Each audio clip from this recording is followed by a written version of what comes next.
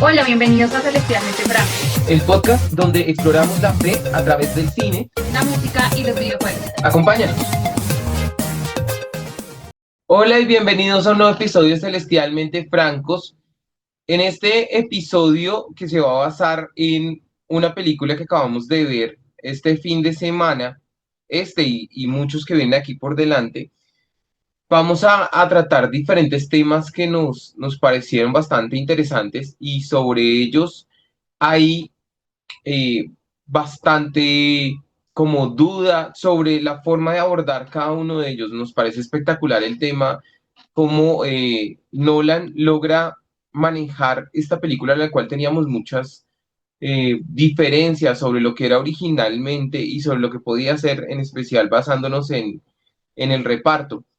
Pero realmente logró algo espectacular y sobre ello queremos tocar el primer tema de todo lo que hemos preparado para los diferentes episodios y es la importancia de aquellos que nos esperan en medio de la odisea que nosotros estamos viviendo. Entonces, me parecería importante de pronto que pudieras contarles qué opinas tú sobre por qué estas personas que están viendo, están presenciando cada uno de esos momentos que de pronto nosotros en algún momento en episodios pasados también hicimos una saga larga de ello sobre el desierto, que podamos estar viendo cada una de estas pruebas, por qué esas personas son importantes.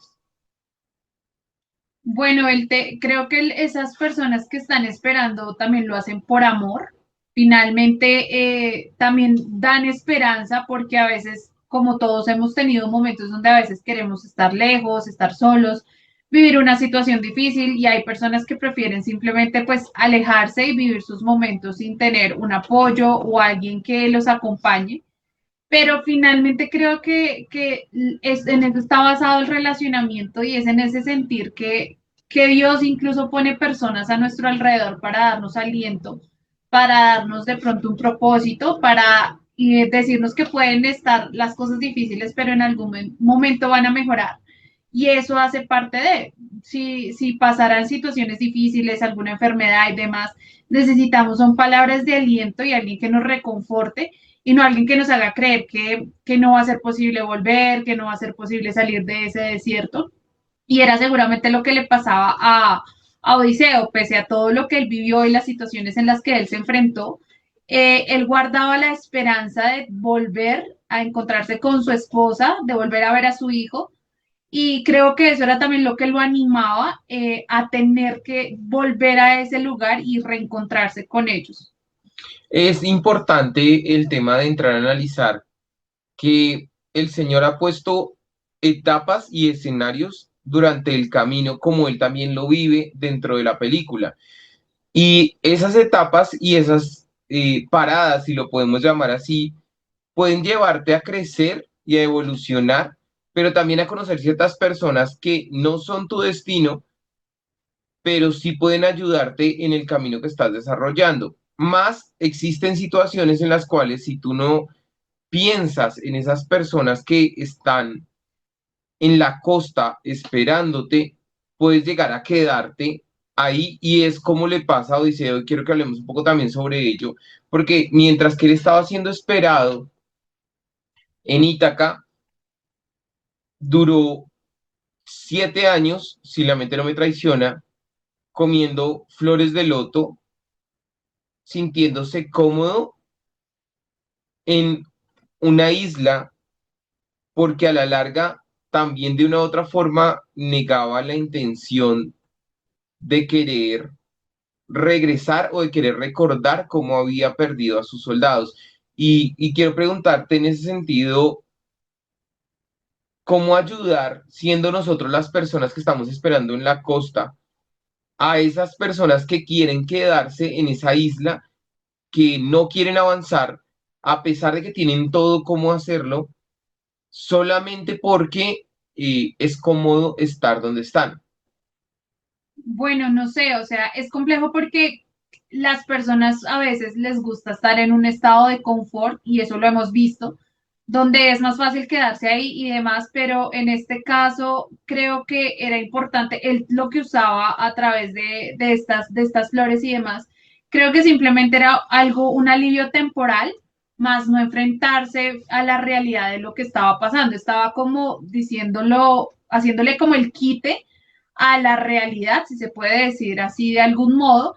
Y eso a veces es lo que nosotros hacemos. Nos metemos mucho en videojuegos, nos metemos mucho en ciertas cosas para evadir de pronto esa realidad y el dolor que no hemos querido como o lo que estemos viviendo no lo hemos querido confrontar con la realidad y asumirlo con responsabilidad. Entonces creo que muchas veces a veces tenemos como un propósito con ciertas personas donde necesitamos decirles en dónde están, pero también a dónde Dios los va a llevar y que van a salir de ahí y confrontarlos con la realidad, porque no podemos quedarnos solamente diciéndole a la gente, pobrecito, qué triste lo que te pasó, sino también levantarlos y mostrarles que hay que salir de ese hoyo y que viene algo mejor. ¿Crees que la promesa que hace la reina al tema de que cuando su hijo sea adulto, si él no ha vuelto, se casará con un nuevo pretendiente para que Ítaca tenga un rey? ¿Esa promesa es un aliciente o es algo que más bien generaba miedo para Odiseo? O sea, desde tu óptica, porque obviamente pues no sabemos en su mente, pero desde tu óptica, ¿tú crees que eso era algo que le ayudaba y lo motivaba a llegar más rápido a la costa o era algo después de más de 10 años? Ella dice que llevaba 20 años al frente de todo el tema, pero digamos más de 10 años de estar lejos de casa, ¿para él era un peso en su tobillo o era más bien algo que lo motivaba a llegar? Desde tu óptica, o sea, no hay una respuesta correcta claramente porque no lo sabemos, pero desde tu óptica, ¿ese tipo de promesas terminan generándose en una carga o terminan generándose en una motivación? Yo creo que es dependiendo cómo lo sientas y cómo lo percibas y también de dónde viene la promesa.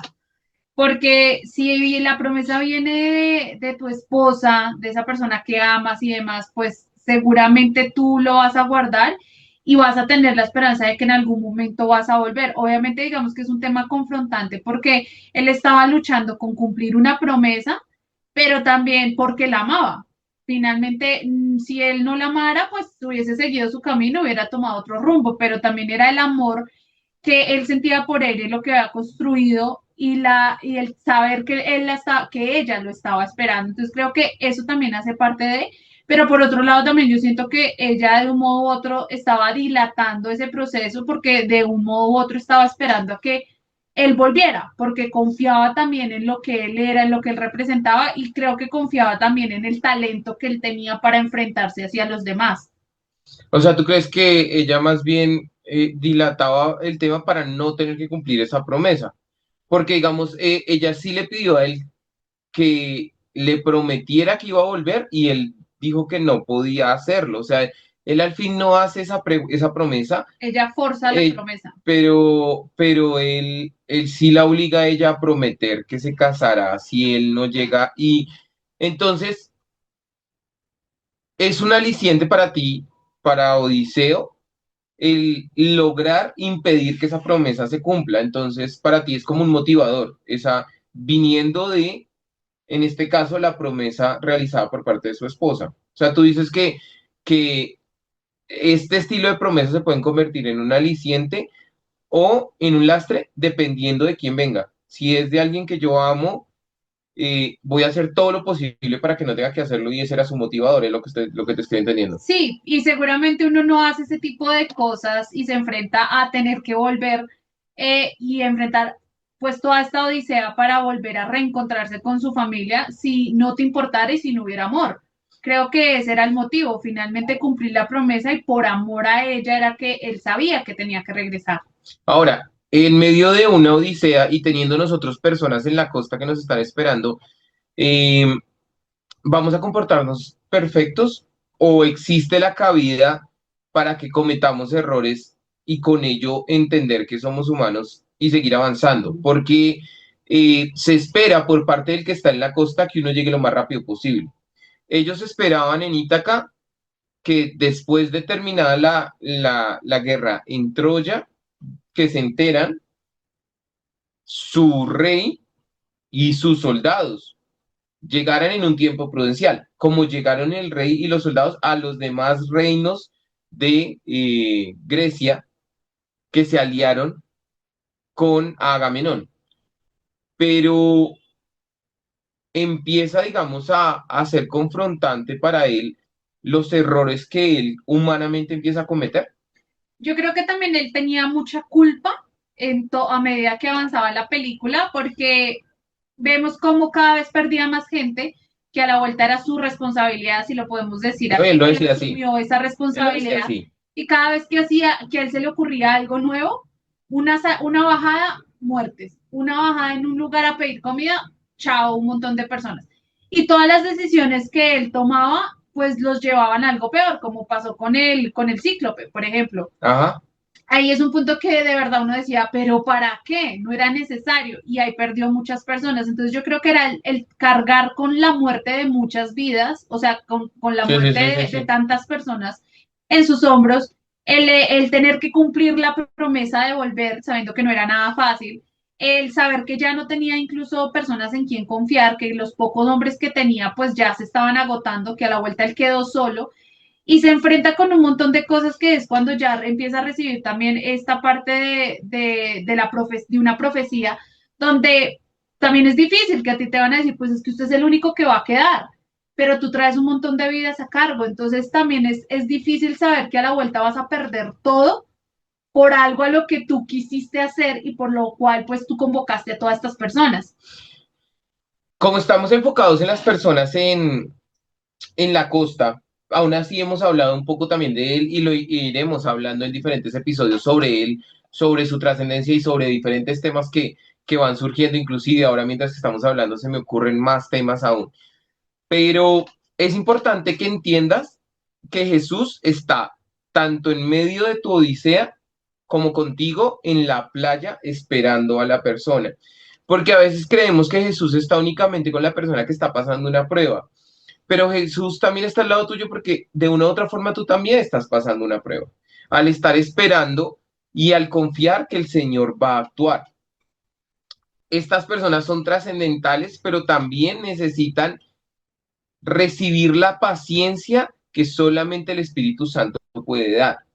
Porque cuando esperamos de manera errada, y es con la pregunta que de una u otra forma también me gustaría cerrar, cuando esperamos de una manera errada, puede pasarnos la concepción de la reina, que ella empezó a cuestionarse y por qué tiene que ser un rey hombre y por qué en una mujer si yo ya llevo 20 años aquí. Entonces ya dejó de pensar en la llegada de él y empezó a pensar en ella asumir la cabeza de cómo pasa uno de ser el que espera en la orilla a creer que puede empezar su propia odisea. Creo que ese es un tema que ha venido hablando, si se puede decir, Dios constantemente, y es el afán de uno querer asumir una responsabilidad y no querer esperar lo que Dios tiene para uno. Ajá. Sí, entonces creo que en medio de la frustración, del desespero, uno puede llegar a hacer eso. Por eso a veces uno empieza a hacer planes, a agotar, muevo finanzas, muevo aquí, muevo esto, porque estoy hablando de yo soy capaz, yo puedo hacerlo y son mis fuerzas, pero no entiendo que hay alguien más que puede cumplir las promesas. Una historia que también rápidamente confronta es cuando sucede que en la Biblia ella no puede tener hijos. Sara, Ok, ok. que ella no puede tener hijos y Sí, pone sí, a sí. su criada a que tenga Sí, los los de hijos, Abraham. exacto. Sí, sí, sí. Pero Dios ya le había dado una promesa. Dios ya le había dicho, relájese, que le voy a dar los suyos. Pero finalmente ella no quiso esperar y ella entró en un desespero, en una frustración y digo, pues vea ya el tiempo que pasó, ya me llené de frustración, pues lo que voy a hacer es yo soluciono y esa solución pues la llevó a algo un poco más difícil y creo que era lo mismo, el creer que uno puede solucionar rápidamente todo en vez de darle la potestad a Dios de hacer las cosas. Sí, sí, sí, este relato lo encontramos en Génesis. Efectivamente, tienes todas las razones. Dios les había dado una promesa, pero ella decide Afanar. afanar la promesa a través de una sierva y lo encontramos en diferentes ejemplos en la Biblia donde eso pasa, donde afanamos y torcemos el brazo del Señor hacia temas donde no debe ir. Concluimos entonces este episodio diciéndoles, el Señor necesita personas que estén esperando en la costa, pero también necesitan personas que se estén edificando para que cuando esta persona haya podido sortear el viaje y llegar a ustedes, ustedes sean ese aliento, ese bálsamo que los lleve a los brazos de Jesús. Les enviamos un abrazo gigante, cuídense mucho, nos vemos, nos escuchamos nuevamente dentro de 8 días. Chao.